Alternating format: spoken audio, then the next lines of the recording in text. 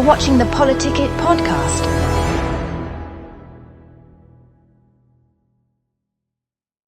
Good evening. Welcome to PoliticIt Podcast. I'm Senator John Johnson. We've got Chris Null with us today. Nice to have you, Chris. Thanks for having me. Chris is the former party chair of the Salt Lake Republican Party, and you just announced. Let me ask you about that announcement, though, because I had heard that you were going to run for the Senate seat, but you're actually going to run for the county council seat. What happened there? Yeah, interesting story. I was very interested in the Senate seat. I'd kind of scoped everything out. I knew exactly the kinds of issues that I wanted to run on, but I just kept on getting this funny feeling about it that maybe it wasn't right for me and my family. But then I also felt like I needed to run. I love to serve. I've been serving the party for 10 years, 4 years as the Salt Lake County chair, and then the last 8 months as the treasurer for the state party. And I really do feel that it's important that we serve. And I thought, okay, this is where I'm going to serve. But as I kept on getting closer and closer to that filing date, it just wasn't feeling completely right. And me and my wife decided to go and I say converse with the Lord, right. and I came out still feeling like I needed to run, but something still wasn't right. And right then I get a text from Sheldon Stewart, who was running for, or who is the county councilman for Salt Lake County for my district. And he says, "Hey, Chris, I'm not running." And I said, "Oh, okay, this is interesting." And all of a sudden it hit me, all the issues that I had with my family, with my job, everything could be solved if I run for that seat. And I know the county really well. I feel like it's my bread and butter kind of thing, right? Having been the chair, I just feel like that this is the right thing. And all of a sudden that feeling of concern went away. So I don't know how else to explain it. Well, and that voice of Sheldon needed to be replaced. Yeah. Right? We need a good conservative. I mean, it's the most conservative area in Salt Lake County. And we need somebody who's going to just step in. And I think we need to be bold. It's time to make some big changes in Salt Lake County. The mayor proposed the 20% tax, and that whole thing got out of control. I'm not happy with the way that it resolved. But that's, anyway, that's... Well, I mean, the thing is, property tax is one of the major issues that the public has. Yeah. Right? I mean, when I did polling, when I was running for re-election, that by far was the most important issue to the voters in my district. Yeah, and it should be. Look, we're in a situation where we have cities that are growing, and as they're growing, their services are expanding. But somehow, at the same time, the county services are expanding. It doesn't make sense. It doesn't. It should be shrinking, and we're double taxing because of the double expansion. I know some people say, well, that's not how it works. No, it is how it works, because there's the fourth largest employer in Salt Lake County is Salt Lake County. How absurd is that? We shouldn't be the largest. Especially a county like Salt Lake, right? Yeah. I mean, you've got a mayor who's got 7 advisors, or 7, what is they call it? I forget the title at the moment, but she's got 7. Each of those are making, 6 figures. You've got services on top of services, Parks and Rec, police. Now, don't get me wrong. I think they all do a great job. The county employees are amazing. They do a fantastic job. But the reality is those services need to shift to the cities where they're closer, local to me. The closer they are to my front door, the better off you are. The better off I am as a citizen, right? And every citizen should be demanding that. So there's very little unincorporated portions of Salt Lake County? I was trying to find the actual numbers, but yeah, it's very small numbers at this point. I mean, we're at the point where Salt Lake County, I mean, if that's all they did was the unincorporated, I mean, they'd have a single office building somewhere. I mean, it's tiny. Now, I mean, obviously there's services that Salt Lake County has to do. Not the counties can't do them for themselves. Right. Election. Anyway, there's a number of things that they definitely need to do. At the county level. Yeah, it's just got to happen at the county level. But there's a lot of duplicate. We shouldn't be taxed multiple times for the same services by different people for the same land, right? It just doesn't make sense. Well, hey, let's talk just to wind back just a little bit, because I want to talk a little bit about you. That's one of the things that we do a lot on the podcast is I want people in Salt Lake County to know Chris Null. So what can you tell us about you? Well, I grew up in Arizona. I worked for City of Phoenix for a number of years. Single mother. I actually ended up leaving home at age 16. Lived on my own. Worked. I always had 16? Age 16, and I was very independent, and so I kind of went on my own, and I always had like 3 jobs. I was just one of those people. I just always worked, but I made sure I stayed in school. I graduated. And then I decided to get into IT, and I love it. I've been doing data protection for about 30 years, and I worked for the largest companies in data protection, and I've been one of their subject matter experts for the Americas for a number of years. So, oh wow! Yeah. So currently, that's not what I'm in sales at the moment, but I have. So what type of stuff did you do then? Just so people better understand what that means. So think about the. I don't want to say customers, but think of the largest banks in the country, right? In the state. Right. At one time or another, I've probably architected and sold them a solution to protect their data, so that. And we're talking about data. We're talking about credit card numbers. Everything. You name it. All of it. Personal, private information. Social media companies. I've sold and worked with all of them one way or another. I've worked for multiple companies, and it's been really fun. And I've done this all over the world, actually, not just in the U.S. But I was in a global sales position at one time too. But the fun part is I'm the technical guy. I'm not the guy who's out there. I'm not the right. You're not knocking on doors. They're the used car salesman. I'm the guy who architects the solution, right? And I said this is how and why it works. And it's super important. So they would bring you in for technical discussion, or they'd bring you in to help with the solution that they actually need. Well, and I love my job because it's not just, hey, I want to sell you something. It's, hey, I'm concerned about this data. I've seen what happens, if a hospital can't turn on their computers in the morning. People's lives are at risk. And I actually feel like it's a way of... So if a hacker got into the hospital system... You've got ransomware issues, you've got hackers, you've got admins who are just disgruntled employees. And you've got to protect that data so that when you go to your bank and you need to withdraw money, it's there, right? So I did all of that, and I'm still doing it, and I love my job for that reason. So given your job, we talked about that just a little bit, but given your job, it would be kind of hard to take 2 months off. Exactly, you nailed it. It's not a job that's conducive to that, and that was one thing that I was concerned about, and I knew that I'd probably have to resign. And now the next question people would have about that is, well, then what are you going to? How are you going to do county council? Yeah, tell me why that's different. It's very different. I don't have to take 45 days straight off of work to do that. I can take hours and certain days and travel when I need to. That's not a problem. But 45 days of that's the problem, is the simultaneous. Yeah. So I was preparing me and my family to just completely upend our lifestyle to do this, and it just didn't feel right. But then this county council job, I realized, wow, I really could accomplish both. And now a county council is a lot of that, the meetings and things like that you have to be at regularly. Yeah, they have them mostly on Tuesdays, and then they have some public meetings and things like that. And some of them you can be on Zoom. And so, not that I'm going to do a lot of that, but it just, it is an option. But the thing is, taking off 1 day a week is different than taking off 45 days. Exactly. That's a big...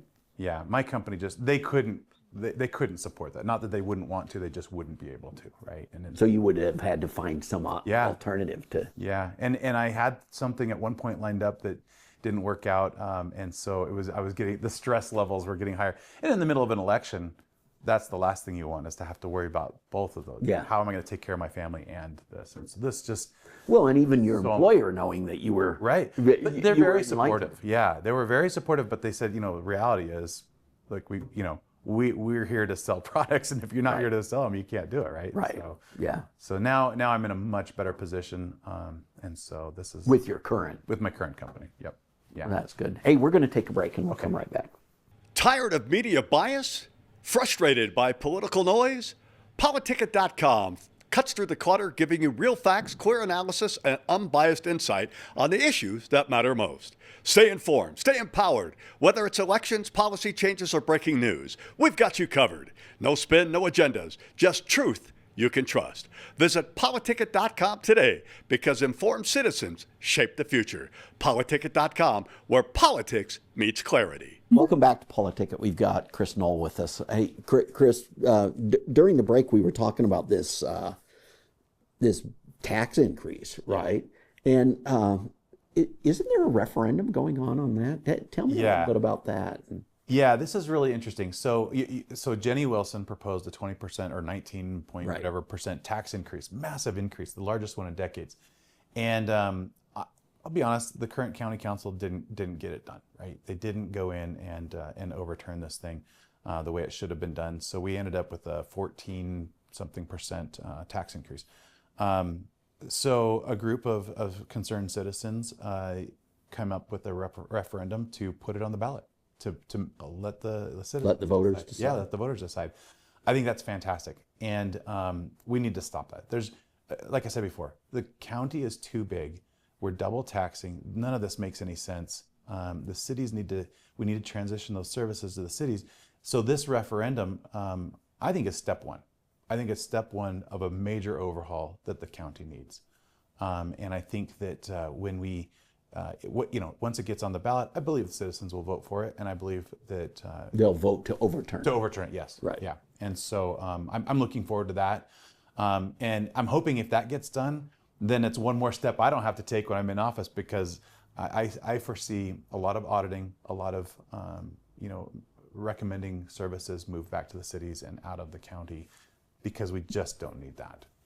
Well, and the thing about the referendum that could help is that, of course, you're opposed to this, but doing a tax cut is a lot harder than, right? I mean, that's a much harder thing to do than allow the citizens just to vote it out. Yeah, we're dealing with, by the way, the website, because I really want people to sign this. I think they need 43,000 signatures.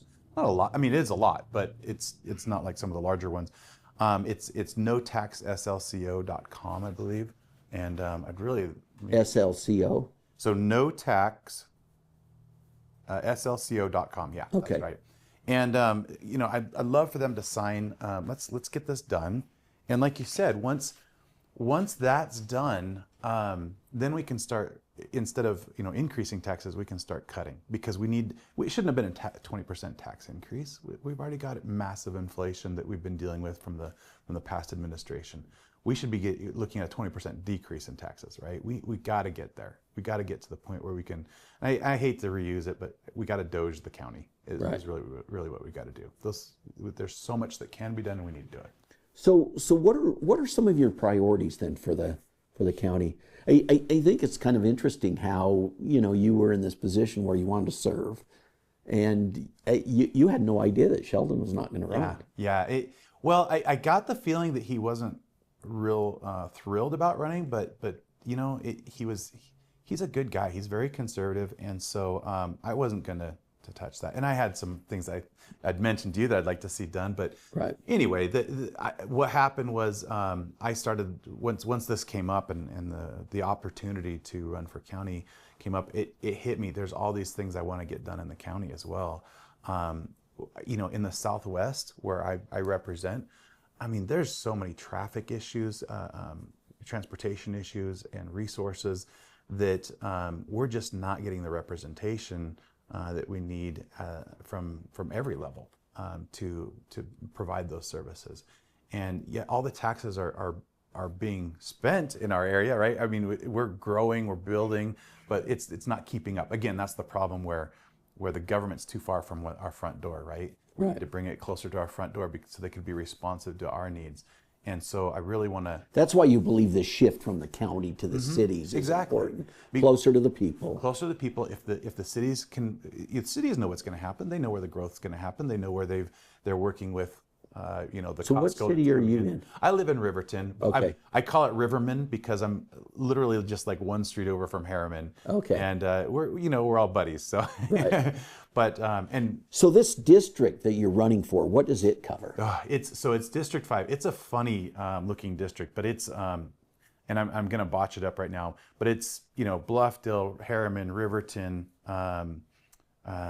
all the way, and then it goes up into South Jordan, and it kind of goes around Daybreak, which is a weird thing. And anyway, you got to look at a map. It's Right. It's an interesting Well, district. maybe we can put the map up on that. Oh yeah, that would be great. And I think that the whole district is growing so much, but yet we're not getting the resources we need. They're always trying to catch up with what we need. We know it's being built. The cities know it's being built. The cities should be planning for police and fire and transportation as they're being built, not a year later. Right. And that's where this gap of this time frame. And then when the county gets okay, this is what needs to happen. Well, they've got to do that for the rest of the whole county. And how do they manage all that? It's just too much, and it should be at the city. So that's one of your plans. That's the biggest thing. So tell me some of the other things that you've thought about. So one of the things, well, it really comes down to what I've watched Mayor Trent Staggs do. So he was able to bring in, or he was able to escape the United, what is it called? UPD. Unified Police Department. Right. And Riverton created their own police. And in Riverton, we were starting to get hit almost every night with people going through cars and breaking into homes. We had a home broken into, and the guy found a gun, and a police officer ended up getting shot. And this is in my neighborhood that's really nice neighborhood. It just doesn't make sense. And it was all because the county couldn't keep up. The unified police couldn't keep up with those services, and so Trent managed to bring those back into the city. So now you have your own police force. We've got our own police force. I would like to see the cities reevaluate all of that and see. Some of them have already done it. Most of them have already done it, to be fair. But the ones that haven't, let's reevaluate that, and let's do shared services between the cities that are next to each other, not through the whole county. Right. Or let's look at different things like that, because right now we're dealing with a lot of crime in some of these cities. Riverton, I think, is in a much, much better place than most. I think Harriman is pretty good, but I think that they could do a little bit better. Let's find ways to shift that tax base back to them so that they can do it right, do what's appropriate for them. There's in the growth. There's just so many things that we could be doing that we need to look at. I don't know all the answers. I'll be honest. I'm shifting from Senate to county. And I'm going to be sitting down with a lot of the leadership to look at these things. But if you know me, what I do is I go in and, as treasurer of the party, I went in and said, well, there's no transparency here, and all of our data is on a single computer that nobody has access to. Let's get this all online. Let's bring transparency. Let's rebuild our budget. I transform things, and that's just what I do. That's what I want to do with the county. So tell me some of the things you're really proud about with respect to the Salt Lake Republican Party. Because I know you were really instrumental in doing a lot of that. Yeah. So the party throughout the country has been changing and becoming less of a strength to promote the platform. They've been losing that. Signature gathering is one of the problems for candidates. They bypass the nomination process. That's the vetting process. It really bothered me when SB 54 became the law. And so what I did as chair is I thought, you know what? Rather than fighting SB 54 directly, we've lost that in court too many times. I, as chair, I'm going to make sure that whatever the delegates say, that's what we're going to promote. So anybody in Salt Lake County who's registered Republican, if anybody in your household was registered Republican, you got a flyer that said who won convention. You'd be shocked how many people had never seen that before. Right. Didn't know who their delegates in their neighborhood had voted nominated for conventions. Which is additional information that they need to know, It's right? critical. I had my own chiropractor, he goes, I've never seen that before. And he goes, you know what? When I went to vote, I brought that with me and I voted off that. That's exactly how it's supposed to work, because now those candidates... Because at least you know that these people are Republican. Right.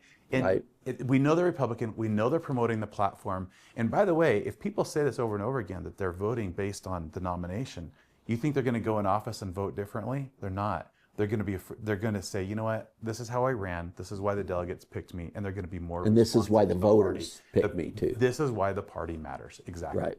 Exactly. So. Well, any parting thoughts as far as your election? I just, I'm a delegate guy. I'm caucus convention guy. I'm about to go into this. So if you please go to caucus, it's be March 17th, caucus night, and run to be a county delegate, and then come talk to me. Let's talk about the ideas and issues and things for Salt Lake County, and then hopefully I win your vote. My website's not up yet, but I do have a domain. It's votechrisnull.com. Vote Chris Null. Votechrisnull.com. Yeah, we'll try to keep it simple, but please, come support me. I'm going to need it. I'm going to look. I want to seriously make some changes to the county that they're not going to be easy, and I can't do it alone. So I need the support of the voters. Thanks for coming in. Thank you. We'll see you guys next week. Chris Null.